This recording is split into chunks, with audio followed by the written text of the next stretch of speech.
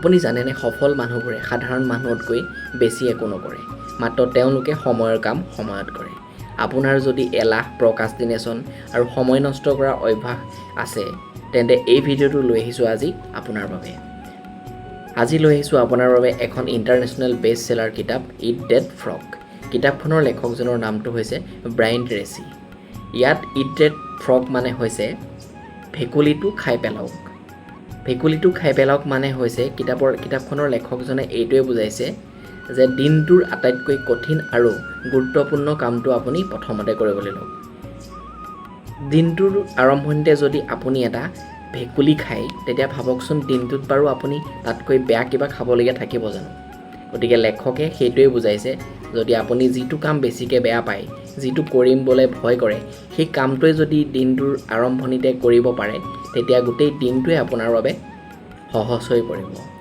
সদায় ডাঙৰ কথাতকৈ আপুনি কৰিবলৈ বিচৰা কামটো সোনকালে আৰম্ভ কৰক আৰু জীৱনত সেইজনেই সফল হয় সেইজনেই আগবাঢ়ি যায় গতিকে কেতিয়াও প্ল্যান কৰি নাথাকিব প্ল্যান কৰা সকল তাতেই থমকি ৰয় গতিকে কথা নহয় গুৰুত্ব কামত নমস্কাৰ মই ধ্ৰুৱজ্যোতিৱে আপোনালোক সকলোকে পুথিঘৰ চেনেলটোলৈ স্বাগতম জনাইছো আমাৰ ভিডিঅ'বিলাক অলপ দীঘল হ'ব পাৰে কাৰণ আমি গোটেই কিতাপখনৰ গোটেইখিনি মূল কথা আপোনাক জনাব বিচাৰো আপুনি যদি এনেকুৱা ধৰণৰ বুক সামাৰি কিতাপৰ সাৰাংশৰ ভিডিঅ' ভাল পায় আমাৰ এই চেনেলটো সাবস্ক্ৰাইব কৰি দিব লাইক কমেন্ট আৰু শ্বেয়াৰ কৰিবলৈ নাপাহৰিব আহক এতিয়া আৰম্ভ কৰোঁ কিতাপখনৰ মূল কথাখিনি কিতাপখনৰ প্ৰথম অধ্যায়তে লিখা আছে তিনিটা ডিৰ কথা আপোনাৰ জীৱনত আপুনি এই তিনিটা ডি প্ৰয়োগ কৰক যিকোনো কামত সেই তিনিটা ডি হৈছে প্ৰথমটো হৈছে ডিসিশন দুই নম্বৰটো হৈছে ডিসিপ্লিন আৰু তিন নম্বৰটো হৈছে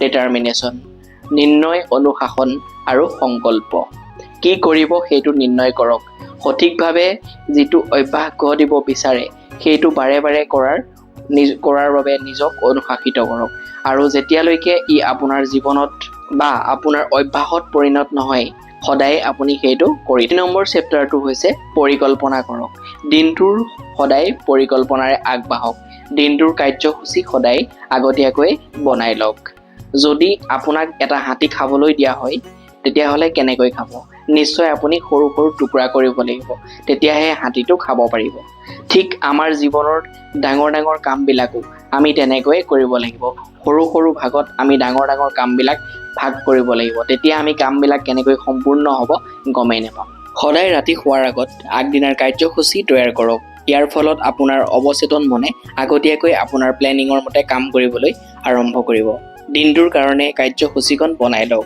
আপুনি যেতিয়া এনেকৈ কৰিবলৈ আৰম্ভ কৰিব তেতিয়া আপোনাৰ দিনটোত বহুত সময় আপোনাৰ অবাবত খৰচ হোৱাৰ পৰা বাচিব সদায় কাগজৰ সহায়ত চিন্তা কৰিবলৈ শিকক সদায় নিজৰ কামৰ লিষ্টখন তৈয়াৰ কৰক ই আপোনাৰ উপলব্ধি স্তৰ বঢ়োৱাত সহায় কৰিব আৰু জীৱনত ডাঙৰ কাম বহুত সহজ হৈ পৰিব অধ্যায় 3 80 আৰু 20 নিয়ম সকলোৰে কাৰণে দিনটোৰ সময় 24 ঘণ্টা লাগিলে মুকেশ আম্বানী হওক নৰেন্দ্ৰ মোদী ডাঙৰীয়াই হওক বা আপুনিয়ে হওক বা মই হওক সকলোৰ কাৰণে আমাৰ দিনটোৰ সময় 24 ঘণ্টাই সদায় আপোনাৰ লিষ্টখনৰ পৰা 20% এনেকুৱা কাম বিচাৰি উলিয়াওক যাতে সেই 20% কাম কৰাৰ ফলত আপোনাৰ সফলতা 80% বৃদ্ধি হয় আমাৰ বেছিভাগ মানুহে কি কৰে 80% এনেকুৱা কামত ব্যস্ত থাকে যিখিনি আমাৰ বাবে প্ৰয়োজনীয় নহয় অৰ্থাৎ সকলো কাম একে গুৰুত্বপূৰ্ণ নহয় কিছুমান বিশেষ কামে আপোনাৰ সফলতাত আটাইতকৈ ডাঙৰ প্ৰভাৱ পেলাব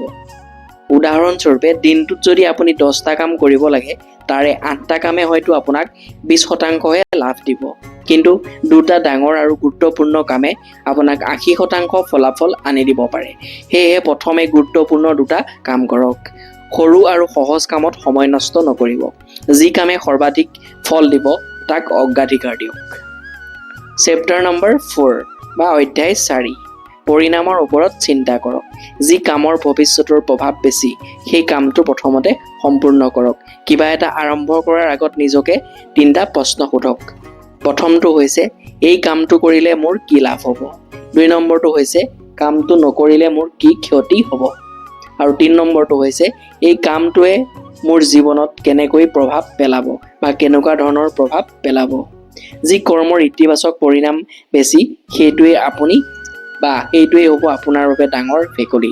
এইটোকে আপুনি ৰাতিপুৱাই সোনকালে খোৱা আৰম্ভ কৰক, মানে সেই কামটোৱেই কৰিবলৈ আৰম্ভ কৰক। আজিৰ সঠিক সিদ্ধান্তই কাইলৈ আপোনাৰ সফলতা নিৰ্ধাৰণ কৰিব। লেখক ব্ৰায়ান ট্ৰেচিয়ে এই অধ্যায়ত কৈছে যে সকলো কাম একে গুৰুত্বপূৰ্ণ নহয়। যদি আপুনি সঠিক কামটো প্ৰথমতে কৰিব পাৰে তেন্তে কম সময়তে বেছি সফলতা লাভ কৰিব। তাৰ বাবে এটা নিয়ম দিছে তেওঁ। সেই নিয়মটো হৈছে ABCD আৰু E পদ্ধতি। আপোনাৰ কামখিনি ABCDE এনেকৈ ভাগ কৰি লওক। এই মানে হৈছে আটাইতকৈ গুৰুত্বপূৰ্ণ কাম। উদাহৰণস্বৰূপে পৰীক্ষাৰ প্ৰস্তুতি হ'ব পাৰে, অফিচৰ গুৰুত্বপূৰ্ণ কাম হ'ব পাৰে, আৰু তাৰপিছত আহিলে বি হৈছে গুৰুত্বপূৰ্ণ কিন্তু আটাইতকৈ গুৰুত্বপূৰ্ণ নহয়, মানে এই নিচিনা নহয়। এই কাম নকৰিলেও আমাৰ জীৱনত বা আপোনাৰ জীৱনত ডাঙৰ একো সমস্যা নহয়, কিন্তু কিছুমান অসুবিধা হ'ব পাৰে। সেইখিনি কাম আপুনি বিৰ লিষ্টত ৰাখক। তাৰপিছত আহিলে চি যদি লিষ্টত আপুনি চিৰ ঘৰত ৰাখিব বিচাৰে সেইবিলাক কাম আপুনি ৰাখিব পাৰে, যিবিলাক কাম কৰিলে ভাল লাগে কিন্তু প্ৰয়োজনীয় নহয়। ইয়াৰ পিছত আহিলে ডি মানে হৈছে ডেলিগেট, আনক দায়িত্ব দিয়ক। যিটো কাম আন কোনোবাই কৰিব পাৰে, আপুনি সেইটো কাম নকৰিলেও যদি চলি যায়, সেই কামটো যদি আপুনি আনৰ দ্বাৰাই কৰিব পাৰে তেতিয়াহ'লে সেইটো কাম আনক দিবলৈ আৰম্ভ কৰক। তেতিয়া আপোনাৰ সময়ৰ প্ৰয়োজন হ'ব, আপুনি সেই সময়খিনি বেলেগ ক'ৰবাত লগাব পাৰিব। আৰু ই মানে হৈছে এলিমিনেট মানে হৈছে যি কাম কোনো মূল্য নাই, যিবিলাক কামৰ কোনো মূল্য নাই সেইবোৰক আপুনি জীৱনৰ পৰা আঁতৰাই দিয়ক। ব্যস্ত হোৱাটো সফলতা নহয়, সঠিক কামটো সঠিক সময়ত কৰাটোৱেই সফল। ইয়াৰ পিছৰ অধ্যায় হৈছে সৃষ্টিশীলভাৱে যিকোনো কামক বা আপোনাৰ কামক পিছুৱাই ৰাখক, মানে হৈছে ক্ৰিয়েটিভ প্ৰক্ৰাষ্টিনেশ্যন মানে আমি গম পাওঁ কিবা এটা কাম পিছলৈ থৈ দিয়া, কিন্তু এই কিতাপখনত লেখকে প্ৰক্ৰাষ্টিনেশ্যনক সৃষ্টিশীলভাৱে ক্ৰিয়েটিভভাৱেহে ব্যৱহাৰ কৰিবলৈ কৈছে। যদি আপুনি সফল হ'ব বিচাৰে তেন্তে সকলো কাম কৰাৰ চেষ্টা নকৰিব, বৰঞ্চ কম গুৰুত্বপূৰ্ণ কামবোৰ সচেতনভাৱে পিছলৈ ৰাখক আৰু আটাইতকৈ গুৰুত্বপূৰ্ণ কামটো প্ৰথমতে কৰক। চেপ্টাৰ 7 ইয়াত এটা কথা কৈছে কে ৰিজাল্ট এৰিয়া মানে হৈছে KRA, মানে এটা পদ্ধতিৰ কথা কৈছে। সেইটো মানে হৈছে আপোনাৰ জীৱনত এনেকুৱা ধৰণৰ কিছুমান জেগা আছে বা এনেকুৱা ধৰণৰ কিছুমান আপোনাৰ দুৰ্বলতা আছে, আপুনি সেইখিনি প্ৰথমতে বিচাৰি উলিয়াওক। য'ত ভাল ফলাফল লাভ কৰিবলৈ আপোনাৰ সফলতা বৃদ্ধি পায় সেই তেনেকুৱা ধৰণৰ জেগাবিলাক আপুনি বিচাৰি উলিয়াওক। যিবিলাক কামত আপুনি দুৰ্বল সেইখিনি চিনাক্ত কৰক আৰু সেইখিনিত উন্নত কৰিবলৈ আপুনি চেষ্টা কৰক। চেপ্টাৰ 8 কিবা এটা আৰম্ভ কৰাৰ আগতেই সম্পূৰ্ণ তৈয়াৰী হৈ আগবাঢ়ক। চাবচোন ডাঙৰ প্ৰজেক্ট, বিল্ডিং যিয়ে নবনাওক, সকলোবিলাক বনোৱাৰ আগতে প্ৰথমতে কি বনায়? ড্ৰয়িংটো বনায়। গতিকে ড্ৰয়িং আগতীয়াকৈ ৰেডি কৰি ৰাখক। কি লাগে, কি যোগাৰ কৰিব লাগিব আপুনি তেতিয়া গম পাব। তেতিয়া আপোনাৰ বহুত কম সময় খৰচ হ'ব, ভাল পৰিৱেশ গঢ় লৈ উঠিব, কাম কৰিবলৈ ভাল লাগিব, বিচৰা বস্তুখিনি আপুনি হাতৰ ওচৰতেই পাব। চেপ্টাৰ 9 নিজক সদায় উন্নত কৰক, নিজৰ যোগ্যতা বৃদ্ধি কৰক, সদায় এজন ছাত্ৰৰ নিচিনাকৈ শিকি থাকক। কিবা নহয় কিবা শিকাৰ মনোভাৱ লৈ আপুনি আগবাঢ়ি যাওক। আপুনি যিটো কৰিব জানে সেইটোতে পাৰ্গত হওক, সদায় স্পেচিয়েলিষ্ট হওক যিকোনো এটাত, তেতিয়া আপোনাৰ মূল্য বৃদ্ধি হ'ব। চেপ্টাৰ 10 আপোনাৰ সীমাবদ্ধতা চিনাক্ত কৰক, মানে আপোনাৰ ডাঙৰ বাধাখিনি বিচাৰি উলিয়াওক। আপোনাৰ এনেকুৱা ধৰণৰ যদি ক'ৰবাত বাধা আছে, আপোনাৰ যদি মনত আগৰ কিবা বিশ্বাস আছে, সেইখিনি বাছি উলিয়াওক আৰু সেইখিনি চিনাক্ত কৰি উলিয়াওক। চেপ্টাৰ 11 এটা সময়ত এটা কাম কৰিবলৈ লওক। যোনটো মাল্টিটাস্কিং বুলি কোৱা হয়, বহুত কাম যদি আপুনি এটা সময়ত কৰিব বিচাৰে তেতিয়াহ'লে কি হয়, কামটোৰ গুণগত মানদণ্ড সেইটো কমি যায়। নহয়, মাল্টিটাস্কিংটো হৈছে মেচিনৰ বাবেহে, আমাৰ মানৱ জাতিৰ বাবে ই নহয়। গতিকে আপুনি এটা সময়ত এটা কাম কৰক। এটা সময়তে ভাত খোৱা, মোবাইল টিপা, ইমেইল চোৱা, এই গোটেইখিনি কাম কৰিবলৈ নল'ব, কাৰণ আপোনাৰ ভুল হোৱাৰ সম্ভাৱনা বহুত বেছি থাকে। চেপ্টাৰ 12 নিজক সদায় উৎসাহ দিয়ক, নিজৰ বিচাৰৰ ওপৰত কণ্ট্ৰল ৰাখক, নিজক যিখিনি প্ৰয়োজন সেইখিনিৰ কথা ভাবক, যিখিনি দৰকাৰ হয় সেইখিনিহে চাব বা সেইখিনিৰ ওপৰতহে আপুনি এটেনশ্যন দিব, গুৰুত্ব দিব। নিজৰ শক্তি সুৰক্ষিত ৰাখক, মানে আপুনি সুস্থ সবল হৈ থাকক, আপোনাৰ প্ৰয়োজন অনুসৰি টোপনি পূৰ কৰিব, নিজৰ স্বাস্থ্যৰ ওপৰত যত্ন ল'ব।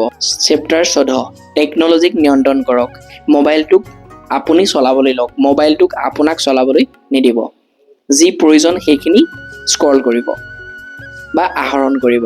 টেকন'লজিক মালিক হ'বলৈ নিদিব আপোনাৰ। সদায় টেকন'লজিক আপোনাৰ দাস বনাই ৰাখিব। চেপ্টাৰ 15 যি কৰে সেইটো শেষ নোহোৱালৈকে মাজতে এৰি নিদিব। সদায় কনচিষ্টেঞ্চি ৰাখিব।